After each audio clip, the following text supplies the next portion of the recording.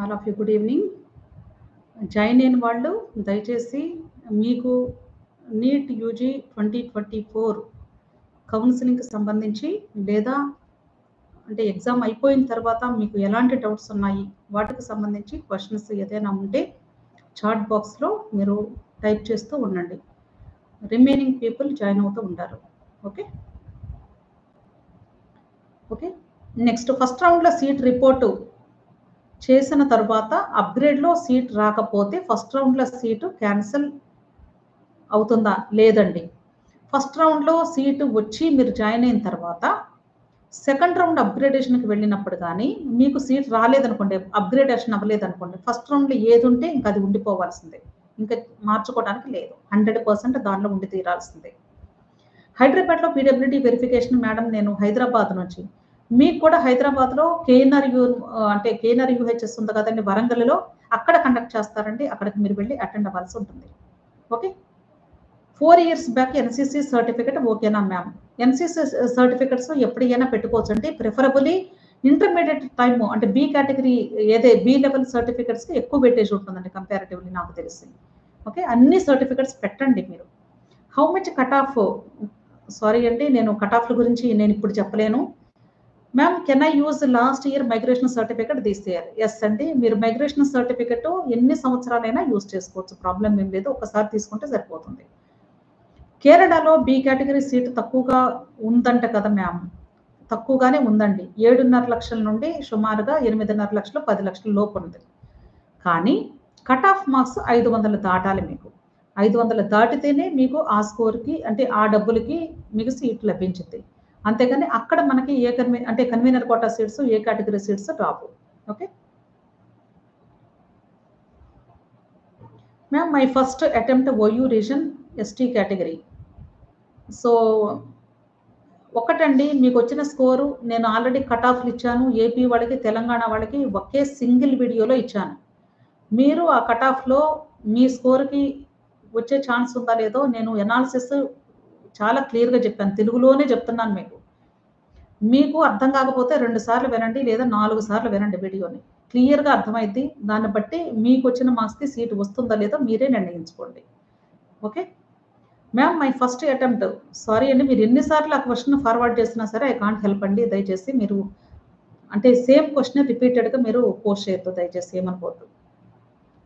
Ma'am MBBS books overall cost ఎంత అవుతుంది? MBBS books వచ్చేసి ఓవరాల్‌గా ఒక 10,000 సుమారుగా అవ్వొచ్చండి. 10,000 నుండి 15,000 లోపు ఖర్చవుతుంది. కొన్ని లైబ్రరీలో కూడా మీకు ఇస్తారండి. అక్కడ కూడా తీసుకోవచ్చు copies. Ma'am I am Telangana state by birth first to 10థ్ Telangana state. 11th, 12th Maharashtra state. అవునండి. మీకు తప్పనిసరిగా తెలంగాణ స్టేట్‌లో లోకల్ స్టేటస్ వస్తుంది. ఎందుకంటే తెలంగాణ స్టేట్ వాళ్ళు పర్టిక్యులర్‌గా ఇక్కడ ఇంటర్మీడియేట్ ఇక్కడే చదవాలని కండిషన్ ఏం పెట్టలేదు. 6th నుండి ఇంటర్మీడియేట్ లోపు కనీసం 4 సంవత్సరాలు చదివితే చాలు అని చెప్తున్నారు. కాబట్టి మీకు ప్రాబ్లమ్ ఏం లేదండి. తెలంగాణ స్టేట్‌కి నిరభ్యంతరంగా మీరు అప్లై చేసుకోవచ్చు. ఓకే. లోకల్ స్టేటస్ మీకు లభిస్తుంది. క్లియర్? ఓకే. మ్యామ్ అటెండెన్స్ షీట్‌లో బబ్లింగ్ మిస్టేక్ చేశా, ఏమైనా ప్రాబ్లమ్ ఉంటదా రిజల్ట్‌లో? బబ్లింగ్ మిస్టేక్ చేస్తే ప్రాబ్లమ్ ఎందుకుంటదండి? డెఫినిట్‌గా ఉంటుంది. అది నెగెటివ్ మార్కింగ్ అయిద్ది రిజల్ట్‌లో అని కాదు. మీ స్కోర్‌లో తేడా వస్తది. అంతే కదా! అటెండెన్స్ షీట్‌లో బబ్లింగ్ అండి. అటెండెన్స్ షీట్‌లో బబ్లింగ్ అంటే ఏంటి నాకు అర్థం కాలేదు. అటెండెన్స్ షీట్ మీద మీరు బబ్లింగ్ ఏం చేయరు కదండీ. సంతకాలు చేస్తారు. జస్ట్ మీ యొక్క ఫోటోని అంటిస్తారు నాకు తెలిసి. బబ్లింగ్ ఉండకపోవచ్చు నేను అనుకోవటం. మరి మీరు అడిగిన క్వెషన్ ఒకసారి రిపీట్ చేయండి మనం. బీడీఎస్ రావాలంటే ఎంత రావాలి మ్యామ్? ఎంబీబీఎస్ కట్ ఆఫ్ అయిన తర్వాత వాళ్ళకి బీడీఎస్ సీట్స్ వస్తాయి. ఎంత వరకు వస్తుంది అనేది ఆ రోజు సిట్యుయేషన్ బట్టి ఉంటుంది. ఫస్ట్ రౌండ్‌లో సీట్ రిజర్వ్ చేయాలి అంటే take precautions ma'am. Seat reserve చేయాలి అంటే కాదండి. మనకి వచ్చినటువంటి సీట్‌ని మనం ఉంచుకోవాలా లేదా అనేది ఫస్ట్ జాగ్రత్తగా ఆలోచించుకోవాలి. మీరు ఒకసారి వచ్చిన సీట్ కానీ ఫస్ట్ రౌండ్‌లో నాకు ఏపీలో గాని, తెలంగాణలో గాని వద్దు అనుకుంటే, ఆ తర్వాత మీ రాష్ట్రంలో మీ అంటే రాష్ట్ర కౌన్సెలింగ్‌కి మీరు పార్టిసిపేట్ చేసే అవకాశం పూర్తిగా కోల్పోతారు.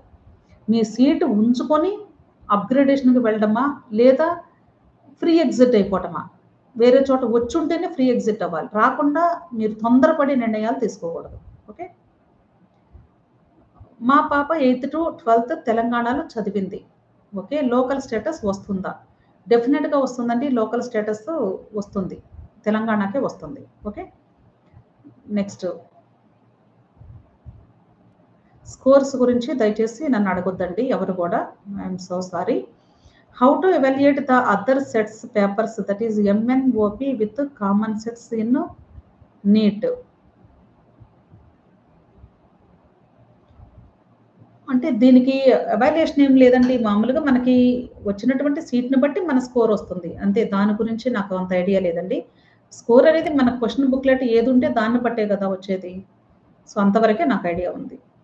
మ్యామ్ అటెండెన్స్ షీట్‌లో రోల్ నంబర్ బబ్లింగ్‌లో మిస్టేక్ చేశాను. ఇన్విజిలేటర్‌ని అడిగాను కానీ ఏం ప్రాబ్లమ్ ఉండదు అన్నారు. తప్పండి. అది చాలా తప్పు. వాళ్ళు చెప్పింది మీకు గైడ్ చేస్తుంది చాలా తప్పు. మీరు ఓఎంఆర్ షీట్ మీద మీ రోల్ నంబర్‌ని ఎంటర్ చేసినప్పుడు అంటే అటెండెన్స్ షీట్ అయితే నాకు తెలీదండి. మీరు అటెండెన్స్ షీట్ అంటున్నారు కానీ నేను అనుకోవటం ఓఎంఆర్ షీట్‌లో మిస్టేక్ అయి ఉంటుంది అనుకుంటున్నాను. అంటే అటెండెన్స్ షీట్‌లో బబ్లింగ్ చెయ్యం మనం. ఓఎంఆర్ షీట్ మీద మాత్రమే బబ్లింగ్ చేస్తాము. ఒకవేళ గాని మీరు అడిగినటువంటి క్వెషన్‌లో మిస్టేక్ ఉండి పొరపాటున మీరు ఓఎంఆర్ షీట్ గురించి మాట్లాడుతూ ఉంటే మాత్రం ఎందుకంటే నాకు వీడియో క్రింద ఒక కామెంట్ బాక్స్‌లో కూడా ఒక స్టూడెంట్ పోస్ట్ చేశారు ఈ క్వెషన్. అది మీరవ్వచ్చు లేదా వేరే పర్సన్ అయి ఉండొచ్చు బహుశా. రోల్ నంబరు తప్పు బబుల్ చేస్తాం మేడం అని నాకు పోస్ట్ చేశారు. ఓఎంఆర్ షీట్ కరెక్ట్‌గా పెడితే ప్రాబ్లమ్ లేదండి. ఓకే. ఫైన్. ఓఎంఆర్ షీట్‌లో మీరు కరెక్ట్‌గా పెట్టుంటే ప్రాబ్లమ్ లేదు. ఓఎంఆర్ షీటే మెయిన్ అండి అసలు. సో, అటెండెన్స్ షీట్‌లో పర్లేదు. It's okay. కొంచెం ఎందుకంటే అటెండెన్స్ షీట్స్ ఇవన్నీ కూడా ఏందంటే జస్ట్ బ్యాకప్ లాగా ఉంచుకుంటారు మీకు.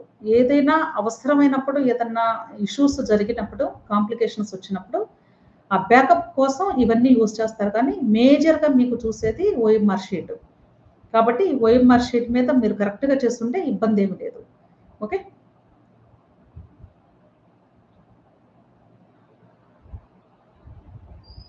ఓకే. ఫైన్. ఓఎంఆర్ షీట్ లానే మీకు అటెండెన్స్ షీట్‌లో కూడా బబ్లింగ్ చేయించారు అంటున్నారు. ఓకే అండి. నో ప్రాబ్లమ్ అండి. Don't worry. మీరు దాని గురించి టెన్షన్ పడకండి. మెయిన్ ఓఎంఆర్ గురించే చూస్తారండి వాళ్ళు. Okay. Next ma'am every round amount pay చేయాలా or only once enough? Every round pay చేయాలా కాదండి.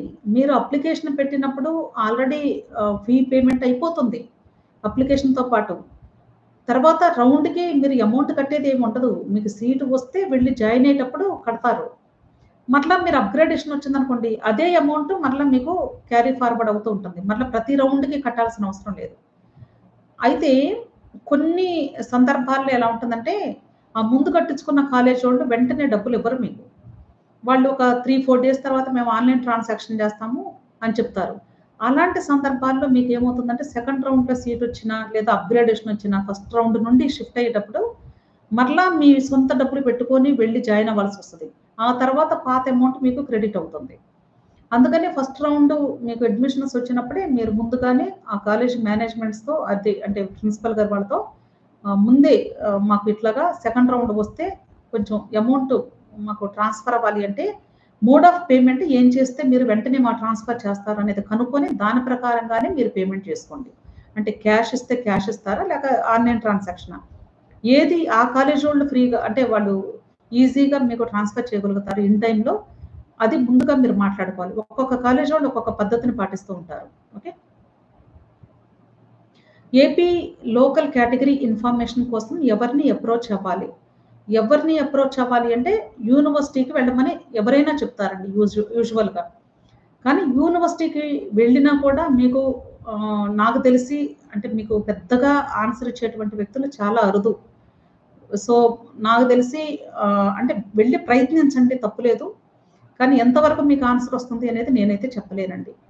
కానీ వాళ్ళు ఇవ్వగలిగే పర్సన్స్ అయితే మాత్రం యూనివర్సిటీలో మాత్రమే మీకు అవైలబుల్‌గా ఉంటారు. ఇంకెక్కడ కూడా మనకి ఇన్ఫర్మేషన్ రాదు. ఏది కూడా కరెక్ట్ కాదు. ఓన్లీ యూనివర్సిటీ వాళ్ళు ఇచ్చే ఇన్ఫర్మేషనే కరెక్ట్. సో, అక్కడికి వెళ్లి మీరు ప్రయత్నించుకోవాలి. Madam MBBS and IISc Bengaluru, BS and IIT Madras, BS give me the priority order. అసలు మీరు అడిగినటువంటివి ఎంటైర్ డిఫరెంట్ ఫీల్డ్స్ అండి. ఎంబీబీఎస్ అనేది వేరు, ఐఏసీ బెంగుళూరు వేరు. ఐఏసీ బెంగుళూరు అంటే బ్యాచిలర్ ఆఫ్ సైన్సెస్ ఉంటాయి. అంటే డిగ్రీ లాగా ఉంటుంది. ఐఐటీ మెడ్రాస్‌లో కూడా మీకు అంటే కంప్యూటర్ కోర్సెస్‌కి ఎలిజిబిలిటీస్ ఉంటున్నాయి బైపీసీ స్టూడెంట్స్‌కి. సో, అది మీ ఇంట్రెస్ట్‌ని బట్టి ఉంటుందండి. All are best. నెక్స్ట్ నీట్‌లో వెటర్నరీ ఓపీసీకి మినిమమ్ మార్క్స్ ప్లీజ్. అంత ఈజీ కాదండి చెప్పడము. ఇయర్ బై ఇయర్ చేంజ్ అవుతూ ఉంటుంది. నాకు అసలు మెమరీ చాలా తక్కువండి నిజం చెప్పాలంటే. నాకు ఆ ఫిగర్స్ అసలు గుర్తుండవు. ఏమీ అడగొద్దు దయచేసి. నేను చెప్పలేను. సారీ. నేను కేవలము ఇప్పుడే కాదండి, ఏ మీటింగ్‌లోనైనా సరే, ఏ వీడియోలో అయినా సరే కేవలం నేను ప్రొసీజర్‌ని మాత్రమే ఎక్స్‌ప్లెయిన్ చేస్తాను. ఎప్పుడు కూడా మీరు గుర్తుంచుకోండి. అంటే మీరు ఈ లైవ్‌లో చాలా మంది పార్టిసిపేట్ చేస్తారు కాబట్టి వాళ్ళందరికీ ఒక మంచి సలహా ఏంటంటే, దయచేసి మీరు కట్ ఆఫ్ అని పదం ఉన్నటువంటి వీడియోస్‌ని చూస్తూ ఉంటారు జనరల్‌గా పేరెంట్స్ గాని, స్టూడెంట్స్ గాని. అట్రాక్ట్ అయ్యేది కట్ ఆఫ్ అనే పదం కనిపిస్తే చాలు. ఆ వీడియోస్‌కి వ్యూస్ భయంకరంగా వచ్చేస్తాయి. అంటే మనకేంటంటే ఎంతకి ఇన్ని మార్క్స్ వచ్చినాయి వస్తుందా లేదా దట్స్ ఇట్. ఆ క్వెషన్‌కి ఆన్సర్ దొరికితే చాలు మీరనుకుంటారు. అసలది కాదండి కౌన్సెలింగ్‌లో మీరు నేర్చుకోవాల్సింది. అసలు కౌన్సెలింగ్‌లో ఎలాంటి జాగ్రత్తలు తీసుకోవాలి? దేని తర్వాత ఏ స్టెప్‌ని ఫాలో అవ్వాలి? Sequence of steps in process, admission process. అవి నేర్చుకోవడానికి ట్రై చేయాలి. తెలుసుకోవడానికి ట్రై చేయాలి. 100% ఆ ప్రాసెస్ స్టెప్స్ తెలిస్తేనే ఎటువంటి తప్పులు లేకుండా జాగ్రత్తగా మీ కౌన్సెలింగ్‌ని పర్ఫెక్ట్‌గా చేసుకోగలుగుతారు. కట్ ఆఫ్ గురించి తెలుసుకోవటం వల్ల ఒరిగేది ఏమీ లేదు. 10% కూడా ఉండదు నాకు తెలిసి. కాబట్టి మీరు ఎక్కువ కట్ ఆఫ్ కంటే కూడా ప్రాసెస్‌కి ఇంపార్టెన్స్ ఇవ్వండి. నేను ఎక్కువగా ఈ ప్రాసెస్‌ని ఎక్స్‌ప్లెయిన్ చేయడానికే ఎక్కువ ఇంపార్టెన్స్ ఇస్తాను. ఫస్ట్ ప్రయారిటీ కూడా నాది అదే. అందుకే కట్ ఆఫ్‌ని నేను టచ్ చేయను. ఎందుకంటే కట్ ఆఫ్ ప్రెడిక్ట్ చేయడం అనేది ఈవెన్ ఎన్‌టీఏ వాడి వల్ల కూడా కాదు. ఎవ్వరు చెప్పలేరండి. ఎవ్వరు ప్రెడిక్ట్ చేయలేరు. మన కాలేజీలోనే ఎంతమందికి ఎన్ని మార్కులొచ్చినాయో సరిగ్గా తెలీదు. ఇండియాలో 24,00,000 మందికి పైగా రాసినటువంటి స్టూడెంట్స్ యొక్క డేటాని మనం ఎలా ప్రెడిక్ట్ చేయగలుగుతాం చెప్పండి? So, highly impossible. ఎవరైనా చెప్పినా మీరు దయచేసి నమ్మొద్దు. ఓకేనా? ఓకే. ఫైన్. మంచి క్వెషన్ అడిగారమ్మా ఇది. మ్యామ్ నాకు బోర్డర్ మార్క్స్ వచ్చాయి. మాపప్‌కి అప్లై చేయమంటారా? ఎక్సలెంట్ క్వెషన్ అండి ఇది.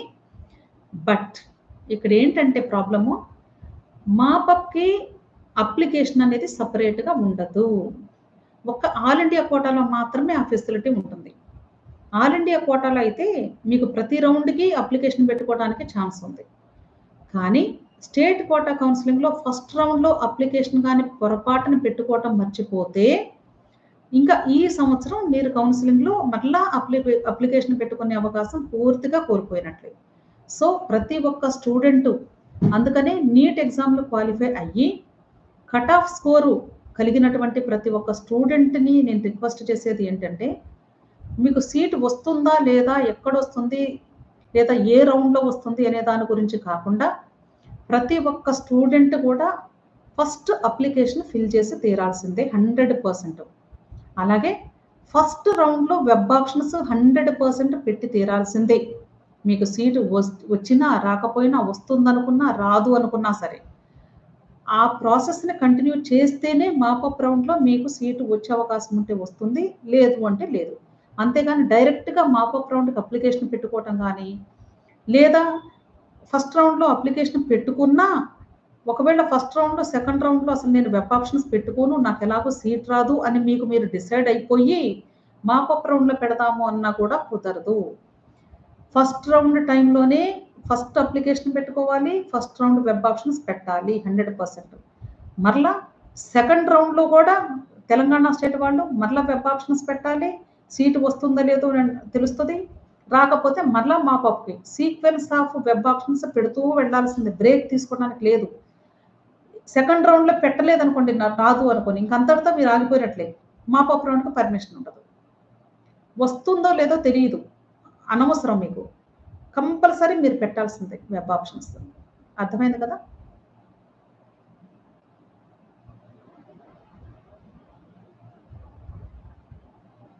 నెక్స్ట్ మ్యామ్ ఆయుర్వేదిక్ కట్ ఆఫ్‌ల గురించి I am so sorry. Yeah! Madam NEET apply time my son option given long term కౌన్సిలింగ్లో గ్యాప్ సర్టిఫికెట్ ప్రొడ్యూస్ చేయాలా అవసరం లేదా please suggest inter ma'am 1 year gap yes gap certificate must అండి must and should అందరూ submit చేయాల్సిందే అది కూడా మీరు అప్లికేషన్ పెట్టేటప్పుడు అక్కడ అప్లోడ్ చేయము కానీ at the time of joining మాత్రం సీట్ వచ్చిన తర్వాత మీరు జాయినింగ్ టైంలో అడ్మిషన్ దగ్గర మీరు సబ్మిట్ చేయాలి ఒరిజినల్ని ఏపీ స్టూడెంట్స్కి అయితే మీరు ఎక్కడ లాంగ్ టర్మ్స్ తీసుకున్నారో ఆ లాంగ్ టర్మ్ ఇన్స్టిట్యూట్ నుండి ఈ గ్యాప్ సర్టిఫికెట్ని పొందుతారు వాళ్ళు ఒక A4 సైజ్ పేపర్ మీద ఒక ప్రింటింగ్ లాగా ఇచ్చి దాని మీద ప్రిన్సిపల్ సంతకం చేసి స్టాంప్ వేసి ఇస్తారు అది సబ్మిట్ చేస్తారు బట్ తెలంగాణ స్టేట్ స్టూడెంట్స్కి కొంచెం క్రిటికల్ ఎందుకంటే వీళ్ళు ఎంఆర్ఓ ఆఫీస్ నుండి తీసుకురమ్మంటున్నారు 2023 కౌన్సిలింగ్ నుండి దీనికి మీరు మీ సేవకి వెళ్ళి అక్కడ అప్లై చేసుకొని పోలీసు వెరిఫికేషన్ ఉంటుంది ఆ తర్వాత మీకు ఎంఆర్ఓ ఆఫీస్ నుండి ఇష్యూ చేస్తారు ఆ ప్రాసెస్ తెలియాలి అంటే మీరు ఎంఆర్ఓ ఆఫీస్ దగ్గరికి వెళ్ళి మేము నీట్ కౌన్సిలింగ్కి పార్టిసిపేట్ చేస్తున్నాము గ్యాప్ సర్టిఫికెట్ కోసం అప్లై చేయడానికి వచ్చాము ప్రొసీజర్ చెప్పండి అంటే ఎంఆర్ఓ ఆఫీస్లో మీకు బయట వరండాలో ఒక షీటు ఆ ప్రాసెస్ స్టెప్స్ అన్నీ ఉన్నటువంటిది షీట్ గోడ కంటించేసి పెడతారు అక్కడ మీకు చెప్తారు అది చూసుకోండి అంటారు అక్కడ వాళ్ళు ఏమి లిస్ట్ ఇచ్చారో దాని ప్రకారంగా మీరు ఫాలోఅప్ చేసుకొని ప్రాసెస్ని కంటిన్యూ చేసుకొని ఫైనల్గా ఆ సర్టిఫికెట్ని పొందాలి అది కొంచెం ఇట్ టేక్స్ టైం అండి కాబట్టి వీలైనంత త్వరగా మీరు అది పూర్తి చేసుకోవడానికి తెలంగాణ స్టేట్ స్టూడెంట్స్ ట్రై చేయండి ఒకవేళ ఎవరైనా 2వ లాంగ్ టర్మ్ లేదా 3వ లాంగ్ టర్మ్ చేస్తున్నటువంటి స్టూడెంట్స్ అంటే ఇంతకు ముందు సంవత్సరాలకి ఆల్రెడీ తీసుకొని ఉంటే మళ్ళీ రిపీట్ చేయాల్సిన అవసరం లేదు ఎక్కడి నుండి అయితే లేదో గ్యాప్ సర్టిఫికెట్ మిస్ అయిందో ఆ పీరియడ్కి తీసుకుంటే సరిపోతుంది ఓకే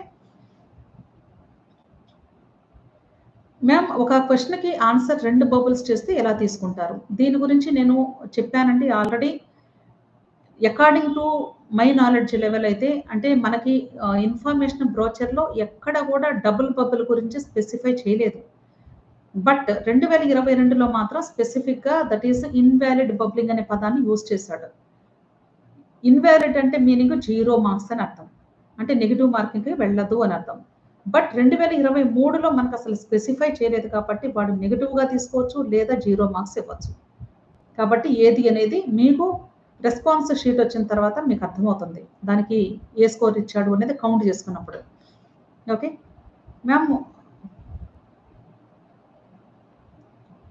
మ్యామ్ ఉన్నారా నేను ఇక్కడే మాట్లాడుతూ ఉన్నాను కదండి ఆల్ ఇండియా కౌన్సిలింగ్ ఎప్పుడు నీట్ స్కోర్ వచ్చిన తర్వాత 20 డేస్కి all India quota counselling notification release అవుతుంది అప్పుడు అప్లై చేసుకోవాలి admission process government college to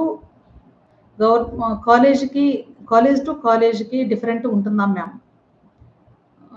admission process కాలేజ్కి ఏమి ఉండదండి అడ్మిషన్ ప్రాసెస్లో నేను చెప్పాను కదా సీక్వెన్స్ ఆఫ్ స్టెప్స్ అని application web options seat allotment seat వస్తే జాయిన్ అవుతారు రాకపోతే సెకండ్ రౌండ్కి పార్టిసిపేట్ చేయాలి సేమ్ అలా మీకు సీట్ వచ్చేంత వరకు ట్రావెల్ అవుతూ వెళ్ళడమే ఓకే ఎస్ అండి మీరు మెంటర్షిప్ ఇస్తారా ఎస్ అండి డెఫినెట్గా మెంటర్షిప్ అంటే 2 రకాలు ఉంది నేను నా ప్రతి వీడియోలో చెప్తున్నాను టెలిగ్రామ్ గ్రూప్ ఉంది అని చెప్పాను అది పెయిడ్ టెలిగ్రామ్ గ్రూపు దాని లింకు ప్రతి వీడియో క్రింద కూడా నేను పెట్టాను సో ఆ లింక్ని మీరు క్లిక్ చేస్తే టెలిగ్రామ్ గ్రూప్లోకి వస్తే మీకు కావాల్సినటువంటి గైడెన్స్ అంతా కూడా నేను హెల్ప్ చేస్తాను ఏ డౌట్స్ ఉన్నా క్లారిఫై చేస్తాను కొద్దిమంది పెయిడ్ కౌన్సిలింగ్ కూడా కావాలి అంటారు అంటే అప్లికేషన్ ప్రాసెస్ కానివ్వండి వెబ్ ఆప్షన్స్ కానివ్వండి ఈ ప్రాసెస్ అంతా కూడా మాకేమీ తెలియదు సిస్టమ్ వరకు హెల్ప్ చేయమంటే వాళ్ళకి కూడా నేను పెయిడ్ కౌన్సిలింగ్ కూడా ఉందండి మీరు నన్ను కాంటాక్ట్ చేయవచ్చు నా మొబైల్ నెంబర్ లాస్ట్లో ఇస్తాను సో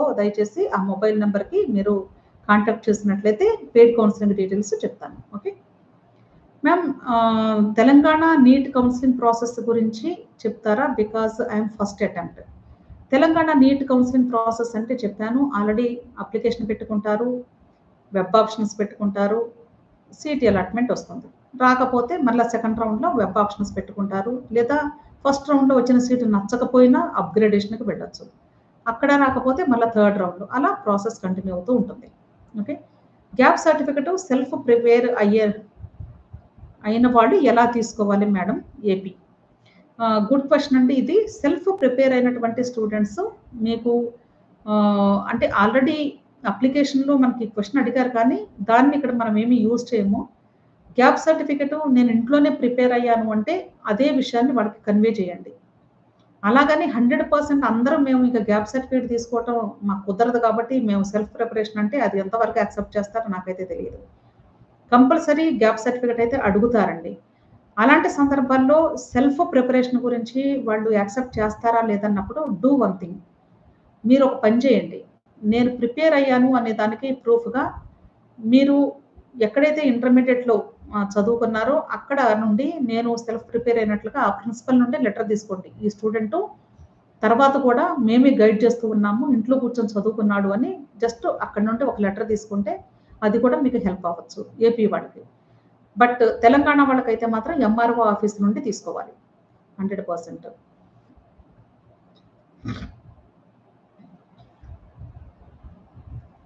యెస్ అండి. థ్యాంక్ యూ సో మచ్ అండి.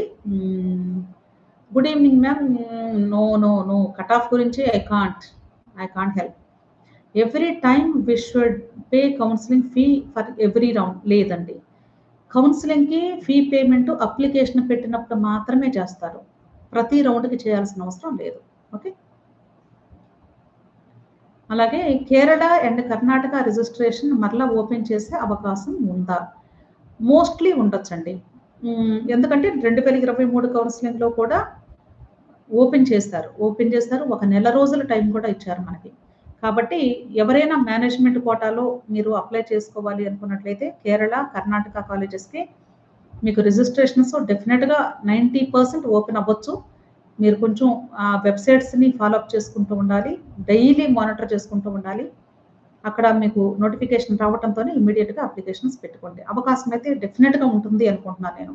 ఎందుకంటే వాళ్ళు కూడా అసలు నీట్ అప్లికేషన్‌కి ముందుకే వాళ్ళు నోటిఫికేషన్స్ ఇచ్చారు. అంటే రిజిస్ట్రేషన్ ఫీ అయినా కొంత అమౌంట్ వస్తుంది పీపుల్ నుండి అనేది వాళ్ళ రిక్వైర్మెంట్ చెప్పాలంటే. సో, అఫీషియల్‌గా ఇవ్వాల్సింది ఎప్పుడు అంటే ఇప్పుడు ఇవ్వాలి అఫీషియల్‌గా. ఆఫ్టర్ నీట్ ఎగ్జామ్ ఇవ్వాలి కాబట్టి డెఫినిట్‌గా వాళ్ళు మరలా ఇవ్వటం అయితే జరుగుతుందనుకుంటున్నాను నేనైతే. మ్యామ్ కౌన్సెలింగ్ లాస్ట్ రౌండ్ వరకు ఎంత అమౌంట్ అవుతుంది? లాస్ట్ రౌండ్ వరకు కాదండి. అప్లికేషన్ పెట్టినప్పుడు యూనివర్సిటీ ఫీ ఉంటుంది కదా! మీరు అప్లికేషన్ ఫీ కడతారు కదా! ఆ అమౌంటే సరిపోతుంది. వెబ్ ఆప్షన్స్‌కి పేమెంట్ ఏం చెయ్యం మనం. లాస్ట్ రౌండ్ వరకు చక్కగా మీరు వెబ్ ఆప్షన్స్ మాత్రమే పెడుతూ ఉంటారు. డబ్బులు కట్టే అవసరం ఏమీ ఉండదు. ప్రాబ్లమ్ ఏమి లేదు. క్లియర్? నెక్స్ట్ బీడీఎస్, బీకాట్ ఫీ ఎంత ఉంటుంది? బీడీఎస్, బీకాట్ ఫీ ఎంత అంటే అండి సుమారుగా అంటే కాలేజ్‌ని బట్టి ఉంటుంది. 4,00,000 ఇంకా లాస్ట్ క్లోజింగ్ టైమ్‌లో 1,00,000 కూడా దొరికిద్దండి. అంటే చివరి కాలేజెస్ ప్రైవేట్ వాటిల్లో 1,00,000 కూడా దొరికిద్ది. కానీ కొంచెం మంచి కాలేజెస్‌లో 4,00,000, 5,00,000 అలా తీసుకుంటారు. నెక్స్ట్ పెయిడ్ మెంటర్‌షిప్ అంటే బీడీఎస్ కూడా సారీ నేను ఇది రాంగ్ ఇన్ఫర్మేషన్. యాక్చువల్‌గా ఏందంటే బీడీఎస్‌కి అఫీషియల్‌గా మన యూనివర్సిటీ నార్మ్స్ ప్రకారం ఎంత అనౌన్స్ చేస్తే అదే అంటే 4,00,000 కాకపోతే 5 అన్నాను కదా! 5 ఏంటంటే ఎన్ఆర్ఐ కేటగరీ సీట్స్‌ని కూడా బీకాట్ సీట్స్ కింద కన్వర్ట్ చేసి ఫిల్ చేస్తారు. లాస్ట్‌లో సీట్లు మిగిలిపోతే. వాళ్ళకి 4,00,000 అవ్వచ్చు. ఇంకొక 1,00,000 పెంచొచ్చు. లేదా అసలు పూర్తిగా ఇంకా వర్స్ట్ కేస్‌లో ఎవరు జాయిన్ అవ్వకపోతే అప్పుడు 1,00,000 కూడా దొరికిద్ది మీకు. లాస్ట్ రౌండ్ వరకు వెయిట్ చేస్తే. పెయిడ్ మెంటర్‌షిప్ అమౌంట్ ఎంత మ్యామ్? పెయిడ్ మెంటర్‌షిప్ అమౌంట్ అనేది స్టేట్‌ని బట్టి ఉంటుందండి. స్టేట్‌కి 5,000 అండి. మీకు ఎన్ని స్టేట్స్‌కి కౌన్సెలింగ్ కావాలి అంటే అన్ని స్టేట్స్‌కి మీరు తీసుకోవచ్చు. ఓకే. ఆల్ ఇండియా కోటా అయితే 10,000 ఫిక్స్‌డ్. మ్యామ్ నేను 10థ్ ఓపెన్ స్కూల్ చదివాను. నో ప్రాబ్లమ్ కదా! నో ప్రాబ్లమ్ అండి. 10థ్ క్లాస్ ఓపెన్ స్కూల్‌కి కూడా ఇప్పుడు పర్మిషన్ ఉంది. మీరు ఎలిజిబులే. ఓకే. రీసెంట్‌గా చేంజెస్ చేశారు. అంతకుముందయితే లేదు. Bengaluru medical college fee details madam. Bengaluru medical college అంటే ఓన్లీ మీరు ఆల్ ఇండియా కోటా ద్వారా మాత్రమే సీటు పొందే అవకాశం ఉంటుంది. ఆల్ ఇండియా కోటాలో అంటే సుమారుగా మీకు 10,000 నుండి 15,000 వరకే ఖర్చుంటుంది. అంతకు మించి ఉండదు. చాలా తక్కువ ఫీజుతోనే మీకు అడ్మిషన్ వస్తది. మంచి స్కోర్ రావాలి కాకపోతే హైయెస్ట్ స్కోర్. అప్పుడే మీకు బెంగుళూరు మెడికల్ కాలేజ్‌లో సీట్ వస్తుంది. But fees is very less. All India quota ద్వారా జాయిన్ అయ్యేటువంటి స్టూడెంట్స్‌కి ఫీజ్ అనేది కేవలము 10,000 నుండి 15,000 లోపు మాత్రమే ఉంటుంది. గుర్తుంచుకోండి. ఇది ఆల్ ఇండియా కోటా అడ్మిషన్‌కి 15% కోటాలో సీట్ వస్తే. Okay. Next ma'am all India quota counselling ఎప్పుడు స్టార్ట్ అవుతుంది? ఎప్పుడు స్టార్ట్ అవుతుంది అంటే చెప్పాను కదా, నీట్ రిజల్ట్ అనౌన్స్ అయిన తర్వాత అప్పుడు మీకు ర్యాంక్స్ అంటే మనకి స్టేట్స్‌కి డివైడ్ చేస్తారు, పంపించేస్తారు. మన డేటా అంతా వచ్చిన తర్వాత all India quota notification release అవుతుంది అప్లికేషను. దానికి మీరు అంటే సుమారుగా అప్లికేషన్ ఫిల్లింగ్‌కి around 15 days to 20 days time కూడా ఇస్తారు. ఆ టైంలో మీరు అప్లికేషన్ ఫిల్ చేసుకుంటారు. తర్వాత వెబ్ ఆప్షన్స్ ప్రాసెస్ కంటిన్యూ అవుతుంది. ఓకే. స్ట్రే వేకెన్సీ రౌండ్ అంటే ఏంటంటే ఏం లేదండి. దాన్ని 4గో రౌండ్ పేరే స్ట్రే వేకెన్సీ రౌండ్ అంటారు అంతే. అంటే first round, second round, third round, fourth round. అంతేనా? సో ఫస్ట్ 2 రౌండ్స్‌నేమో రౌండ్ 1, రౌండ్ 2 అనే పిలుస్తాము. థర్డ్ రౌండ్‌కొచ్చి దాని పేరు మార్చారు అంతే, ఏం లేదు. థర్డ్ రౌండ్‌కి మాప్ అప్ రౌండ్ అంటారు. స్ట్రే వేకెన్సీ రౌండ్ అంటే ఇంక పూర్తిగా మిగిలిపోతే లాస్ట్ ఇంక క్లోజింగ్ టైమ్ అనమాట అది. సో అందుకని ఆ వేకెన్సీ అంతా ఫిల్ అయిపోతుంది కాబట్టి స్ట్రే వేకెన్సీ అని 4గో రౌండ్‌కి పేరు పెట్టారు అంతే. నేమ్ మార్చారు అంతే. Round 4 name stray vacancy round. Okay. అయితే మీ అందరికీ ఒక ఇంపార్టెంట్ విషయం చెప్తాను ఈరోజు. ఏంటంటే ఫస్ట్ మీకు నీట్ ఎగ్జామ్ అయిపోయిన తర్వాత నీట్ రిజల్ట్ డైరెక్ట్‌గా అనౌన్స్ అవ్వదు. దాని ముందు ఒక స్టెప్ ఉంటుంది. ఏంటంటే మీరు నీట్ ఎగ్జామ్ రాసినప్పుడు ఓఎంఆర్ షీట్ బబ్లింగ్ అంతా చేశారు కదా! దాన్ని స్కాన్ చేసి దానికి అఫీషియల్ కీని కూడా అటాచ్ చేసి మీ రిజిస్టర్డ్ ఈమెయిల్ ఐడీకి వాళ్ళు సెండ్ చేస్తారు. స్టూడెంట్ రిజిస్టర్డ్ ఈమెయిల్ ఐడీకి సెండ్ చేస్తారు. మీరు అంటే దాన్ని ఏమంటారంటే రెస్పాన్స్ షీట్ అంటారు. అంటే క్వెషన్ పేపర్‌కి ఆన్సర్ షీట్ అదే కదా! ఆన్సర్ షీట్‌ని ఇంకొక పేరు రెస్పాన్స్ షీట్. సో ఆన్సర్ షీట్‌ని మీకు అటాచ్ చేసినప్పుడు అఫీషియల్ కీతో మీరు మీ యొక్క రెస్పాన్స్ షీట్‌ని చెక్ చేసుకొని కరెక్ట్‌గా ఉందా లేదా, అంటే అఫీషియల్ కీలో వాళ్ళు ఇచ్చినటువంటి ఆన్సర్స్ కరెక్టా కాదా అనేది ఒకసారి మీరు టాలీ చేసుకొని, ఎక్కడైనా గాని ఎన్‌టీఏ వాడిచ్చినటువంటి ఆన్సర్ తప్పు అని గాని మీకు అనిపిస్తే, దానికి జస్టిఫికేషన్ ఉంటే, రీజన్ గాని మీ దగ్గర స్ట్రాంగ్‌గా ఉంటే, మీరు అప్పుడేం చేయొచ్చు అంటే ఛాలెంజ్ వాల్యుయేషన్‌కి వెళ్ళొచ్చు. ఛాలెంజ్ వాల్యుయేషన్ అంటే క్వెషన్‌కి రూ. 200 చొప్పున మీరు పే చేసి, ఎన్ని క్వెషన్స్ మీరు ఛాలెంజ్ చేయాలి అనుకుంటున్నారు ఎన్‌టీఏ వాడిని, దానికి ఆ క్వెషన్స్‌కి మీరు కంప్లీట్ డిస్క్రిప్షన్ విత్ ప్రూఫ్ మీరు మ్యాటర్ పెట్టి క్వెషన్ కింద ఆ మ్యాటర్‌ని, ఆ డేటాని మీరు స్కాన్ ర్యాప్‌తో స్కాన్ చేసి, ఛాలెంజ్ వాల్యుయేషన్ అప్లై చేసేటప్పుడు అప్‌లోడ్ ఆప్షన్ ఉంటుంది. మీ ఆన్సర్‌ని అప్‌లోడ్ చేసి, ఎందుకు అంటే ఆ ఆన్సర్ తప్పు అనే దానికి కంప్లీట్ ఎక్స్‌ప్లనేషన్ మీ టీచర్స్ దగ్గర నుండి కానీ, లేదా టెక్స్ట్ బుక్ నుండి కానీ మీరు తీసుకొని, అంటే ప్రాపర్ ఎవిడెన్స్‌తో మీరు ఫైల్ చేసి అప్‌లోడ్ చేస్తే, ఒకవేళ కానీ ఎన్‌టీఏ వాడు యాక్సెప్ట్ చేస్తే మీ ఆన్సర్‌ని, అప్పుడు మీకు స్కోర్ వచ్చే అవకాశం ఉంటుంది. సమ్ టైమ్స్ ఎలా ఉంటుందంటే ఇది కూడా చెప్తున్నాను. ఒక్కొక్కసారి సపోజ్ ఒక స్టూడెంట్ ఒక క్వెషన్ రైజ్ చేశాడు ఛాలెంజ్ వాల్యుయేషన్‌కి. చేసినప్పుడు ఎన్‌టీఏ వాడికి అది రిలయబుల్‌గా ఉంది ఆన్సర్ అనుకోనండి.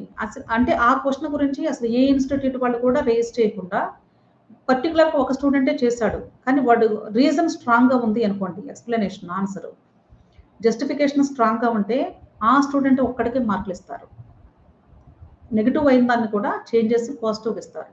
అలాంటి కేసెస్ కూడా ఉంటాయి. అందుకనే మీరు రెస్పాన్స్ షీట్ వచ్చినప్పుడు చాలామంది స్టూడెంట్స్ ఏం చేస్తున్నారంటే, అసలు నీట్ ఎగ్జామ్ రాసిన తర్వాత కేవలము మాకింత మార్క్స్ వచ్చింది, సీట్ వచ్చిందా లేదా, సీట్ వచ్చిందా లేదా, ఇంకా దీని మీదే శ్రద్ధ పెడుతున్నారు కానీ, అసలు ఈ మధ్యలో ఇలా రెస్పాన్స్ షీట్ ఒకటి వస్తదంట, అప్పుడు మనం చూసుకోవాలంట, అది ఏదైనా చేంజెస్ ఉంటే అప్లై చేసుకోవాలంట అన్న విషయం తెలియటం లేదు వాళ్ళకి. ఇలా చేసి అప్లై చేసి మార్క్స్ సంపాదించినటువంటి స్టూడెంట్స్ కూడా ఉన్నారు.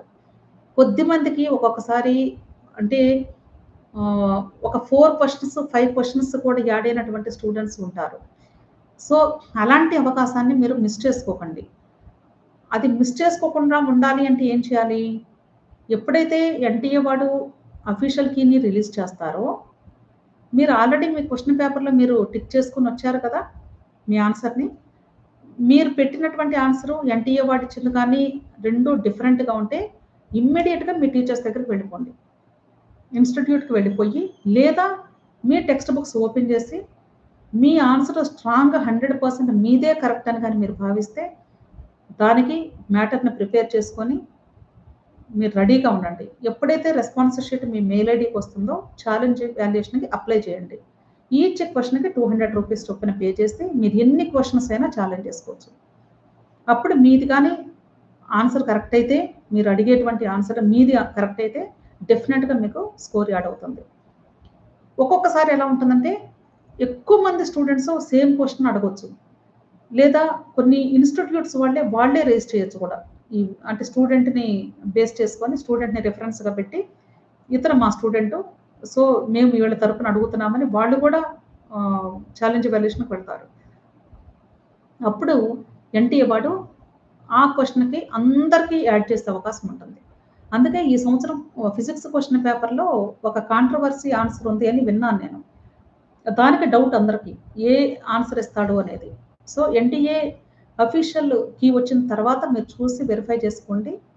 ఏ మాత్రం అవకాశం ఉన్నా సరే నిర్లక్ష్యం చేయకుండా, అశ్రద్ధ చేయకుండా కనీసం ఒక్క క్వెషన్ అయినా మీకు దొరికిద్దేమో వెతుక్కోండి మీరు పెట్టిన కీలో. ఎక్కడైనా ఏ మాత్రం అవకాశం ఉన్నా ఒక 200 పెట్టి చక్కగా దానికి మ్యాటర్ ప్రిపేర్ చేసి రెడీగా ఉండి ఇమ్మీడియేట్‌గా మీరు ఛాలెంజ్ వాల్యుయేషన్‌కి అప్లై చేసుకోండి. ఒక్కొక్కసారి 1 to 1 పర్సన్స్‌కి మీకు యాడ్ అయిపోతాయి ఆ మార్క్స్. అది చాలా ఫెచ్ అవుతది మీకు. అర్థమైందనుకుంటున్నాను అందరికి. MBBS private A cat how much money needed for full course? Full course అంటే ప్రైవేట్ ఏ క్యాట్ అంటే ఫస్ట్ ఇయర్ హాస్టల్ అయితే 3.5 లాక్స్ అన్నాను. ఫ్రమ్ సెకండ్ ఇయర్ ఆన్వర్డ్స్ అంత ఉంటదండి. కాలేజ్ ఫీజు ₹16,500 చొప్పున. అది కాకుండా అంటే యూనివర్సిటీ ఫీజు అది. అది కాకుండా ఒక 50,000 ఎక్స్‌ట్రా అయితే తప్పనిసరిగా కట్టించుకుంటారు. సుమారుగా ఒక 60,000 నుండి 60,000 అలా ఖర్చవ్వచ్చు ప్రైవేట్ కాలేజెస్‌లో ఏ కేటగిరీ వాళ్ళకి. సో, అలా మీరు 4½ ఇయర్స్ కాలిక్యులేట్ చేసుకోండి. మీకు అమౌంట్ ఎంత అవుతుంది అనేది ఒక ఎస్టిమేషన్ మీకే వచ్చేస్తుంది. హాస్టల్‌లో ఉంటే హాస్టల్‌కి మినిమమ్ ఎంత వర్స్ట్ కేస్ తీసుకున్నా సరే 1,50,000 నుండి 2,00,000 వరకు తీసుకుంటున్నారు. మినిమమ్ అమౌంట్ అది. నాకు తెలిసి హాస్టల్స్‌లో ఎక్కువ మంది తీసుకుంటున్న అమౌంట్ 2,00,000 పైగా తీసుకుంటున్నారని నేనైతే విన్నాను. అది ఆశ్రమం కాలేజ్ లాంటి వాటిలో అయితే మీరు కరెంట్ బిల్ కూడా మీరే కట్టుకోవాలని విన్నాను నేను.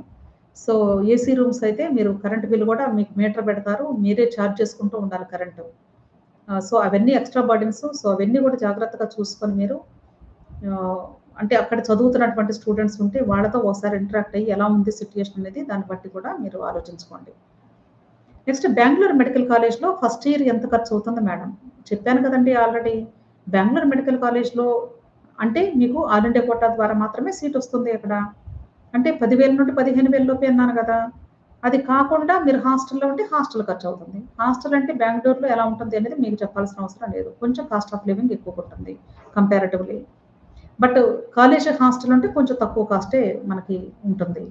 కాబట్టి ఎంత లేదన్నా వర్స్ట్‌గా 2,00,000 గ్యారంటీగా హాస్టల్ ఖర్చయితే ఉంటుందనుకుంటున్నాను నేను.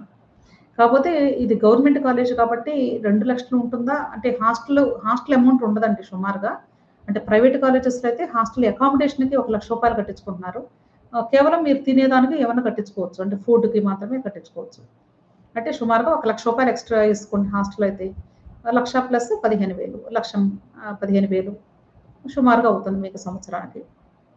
ఎంబీబీఎస్‌లో cat A and cat B తేడా ఏంటి?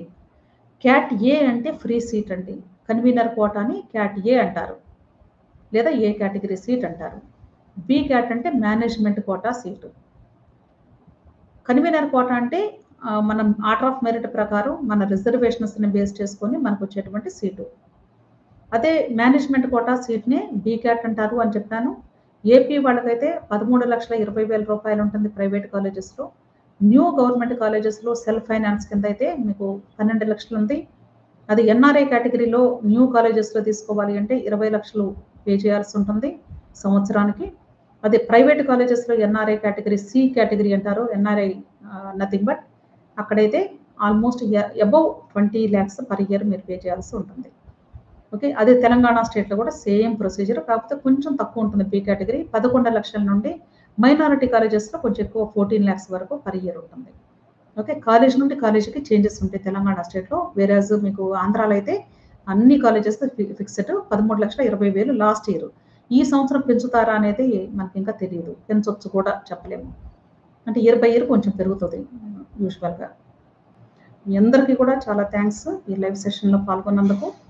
మీకు ఇంకా ఏదైనా డౌట్స్ ఉంటే మీరు నోట్ చేసి పెట్టుకోండి. డెఫినెట్గా విత్ ఇన్ ఫ్యూ డేస్లో మరలా లైవ్ కండక్ట్ చేస్తాను. So wish all the best. Thank you.